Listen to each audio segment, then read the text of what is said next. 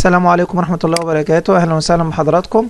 طبعا في الفترة الأخيرة بنلاقي إن احنا دلوقتي بقينا في دوامة، خصوصا في الصف الرابع والصف الخامس والصف السادس في مادة اللغة الإنجليزية. دي من ضمن المواد اللي بنلاقي فيها مشاكل في إن احنا عايزين نفهم المادة كويس.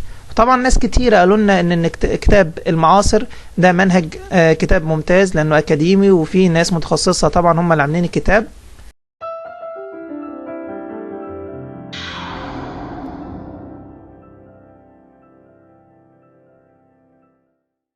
فطبعا انا حبيت ان انا اساعد الناس على قد ما اقدر في ان انا اشرح منهج كونكت للصف الرابع والصف الخامس والصف السادس، في ان انا بشرح الكلمات بشكل بسيط وبحاول احل الاسئله واحاول اسهل الاسئله الصعبه بالنسبه للاولاد، مثلا سؤال الباراجراف او قطعه الانشاء وسؤال الليسننج وهكذا من باقي الاسئله.